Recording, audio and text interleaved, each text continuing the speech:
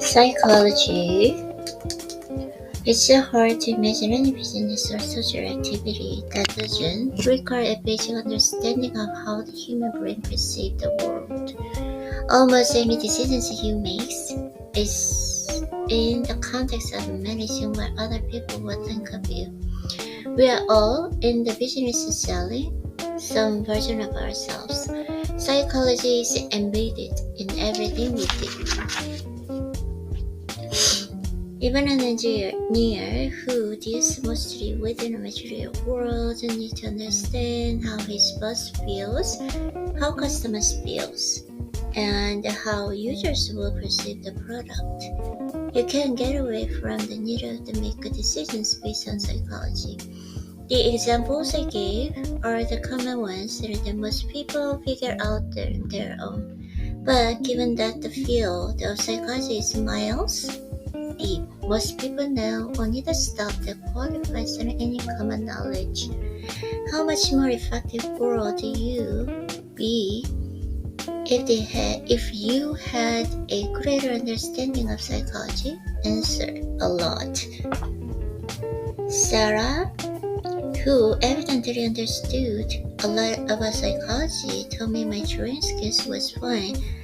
No improvement necessary. There are triggers that triggered a higher unexpected change in my actual level of talent. It went up. That's still not good, but apparently it was good enough.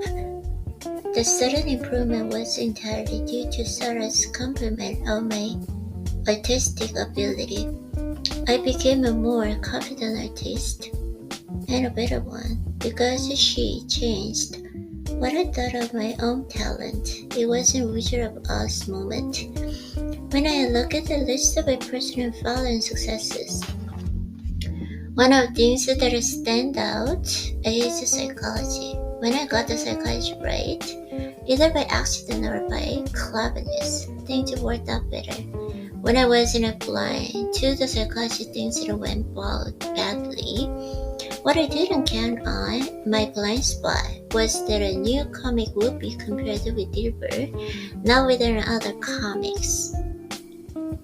Compared with Dilbert, it was a flat and lacked an edge. At the time, there was nothing to compare it with. It allowed me to get away with the bad artwork and amateur writing until I could improve my skills to not so embarrassing level. The implication is that the quality of the movie might be less important to its success than whatever the public reflexively compares it with. Quality is not an independent force in the universe. It depends on what you choose as your frame of reference. The upscale decor strategy seemed like a perfectly good idea until I observed the women walked in for lunch. Look at the upscale decor. Look at their own casual clothes and a poor gluten hostess that they were underdressed. The self-assessment underdressed customer would turn and leave. I saw the scenario repeat itself over and over again. None of the women who rejected themselves from restaurant looked underdressed to me. The restaurant wasn't that upscale. It made people feel uncomfortable. To make matters worse, our food quality wasn't up to the level people expected for a place with any type of decor. They compared our food with the top restaurants in San Francisco and they said it wasn't sufficiently special. We failed to predict how customers will compare us. This book itself presents an especially challenging comparison problem. If I add too much humor to this book, Reviewers and the readers will compare it with other human books, and it will come up short. Because many of the chapters don't lend themselves any jokes. If I leave out all humor, the book will be compared with the self-help books, which would be misleading in its own way. But I probably come out the better in that sort of comparison. In other words, to encourage your perceived and enjoyment of the book, I might leave out some humor they would otherwise enjoy. When I talk to the comparison problem, I don't mean a simple comparison of one thing, whether it's a competition. It's really kind of hard to read because light is too bright, so it's kind of see or read. Okay, your problem isn't more than customer perceptions. I'm talking about comparison that common sense and touch should be relevant, such as comparing that TV show to The Simpsons. They weren't competitors in any real way. I've spent a lot of time describing just one psychological phenomenon, the tendency to make irrational comparisons. But how many psychological tips and tricks does a person really need to understand in order to be successful in life? My best guess is that there are a few hundred rules in psychology that you should have a passing familiarity with. I've been observing information in this field for decades, and I don't feel that I'm getting anywhere near the end of it. And just about everything I learned about human psychology ends up being helpful.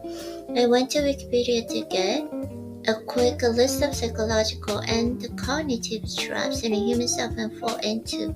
Psychology is an immense field and well beyond the scope of this book. My point is to impress upon you how many useful nuggets of information are at the personal disposal, and most of them are free. Every psychological trap on this list can be used to manipulate you. If there is something on this list that you are not familiar with, you are vulnerable to deception. In some cases, you are missing opportunities to make your product and yourself more attractive to others. It's a good idea to make psychology your lifelong study. Most of what you need to know as a regular citizen can be gleaned from the internet. Below the Wikipedia's list of cognitive biases, it looks like a lot to know, but you have your entire life to acquire the knowledge. Think of it as a system in which you learn a bit every year. That will be easier if you understand how important psychology is to everything you want to accomplish in life. On a scale of 1 to 10, the importance of understanding psychology is a solid 10.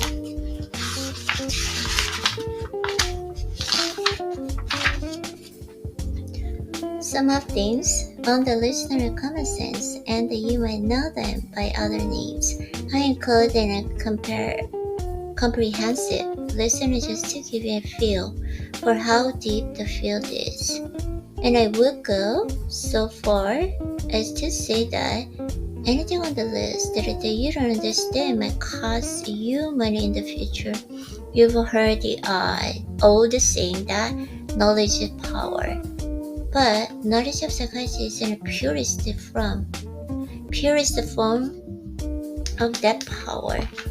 No matter what you are doing and how well you are doing it, you can benefit from a deeper understanding of how the mind interprets its word using only a closer and somehow find a way into your brain through the holes in your skull. I thought it would be fascinating and maybe useful. I even considered making some money on the side as an hypnotist.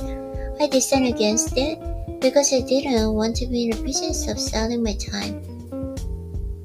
But the skills and insights I gleaned from studying hypnosis have improved my performance in just about everything I've done since then, from business to my personal life. It was a time well spent. In hypnosis, You don't spend a lot of time asking why one technique works and why another does not. Hypnosis is a largely trial and error process that uses your own experience and plus that of a hypnosis and who have gone before to reduce the number of wrong moves. In that sense, hypnosis treats people as if they were machines that can be programmed. Oh, if you provide the right inputs, you got an output you want. Hypnosis is an exact process because every brain has a different mix of chemistry. For example, if I ask you to relax and imagine a forest and in the summer, most of you would find an influencing image. But people who are afraid of bears and are afraid of getting lost and might get agitated by the thought of forest.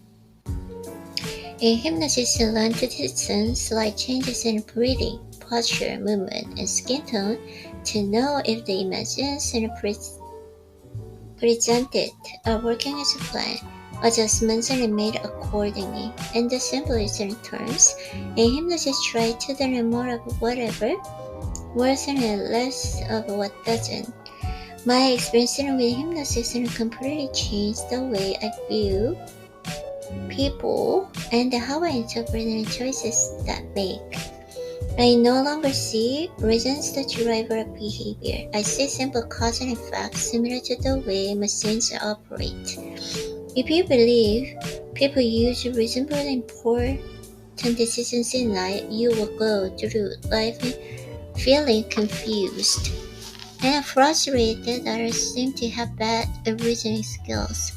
The reality is that reason is just one of the drivers in our decisions and an often smallest one. Predictably, everything we learn about the car after that point seemed either good or bad enough. We convinced ourselves that the price was reasonable. We convinced ourselves that the features were just what we wanted. And eventually we convinced ourselves that we had negotiated a good deal. The normal way people would look at our car, buying experiences that I saw a model that looked good enough to interest us, and then we did research and applied our reason and came to the rational decision. The reality is quite different. The amateur hypnotist in me know that an hour visual reaction to the car was the beginning and the end of the thinking that we rented and purchased. Our powers of reason did some due diligence to make sure it met our basic requirements, but we already knew it would. The purchase was an irrational decision that tried and failed to sell itself to me, the product of reason. It is tremendously useful to know when people are using reason and when they are rationalizing the irrational. You are wasting your time if you try to make someone see reason when reason is not influencing the decision. If you've ever had frustrating political debate with your friend who refuses to see the logic in your argument, you know what I mean. But keep in mind that the friend sees it exactly the same way. When politicians tell lies and they know the price will calm them out, they also know it doesn't matter. Politicians understand their reason will never have much of the role in voting decisions. A lie that makes a voter feel good is more effective than 100 rational arguments. That even true when the voter knows and analyzes lie. Even a perplexed and how society can tolerate politicians who lie bluntly. You're thinking of people as rational beings, and the world view is frustrating and limiting. People who study hypnosis and study view humans as moist machines that are simply responding to inputs with the programmed outputs. No reasoning is involved in beyond eliminating the most absurd options.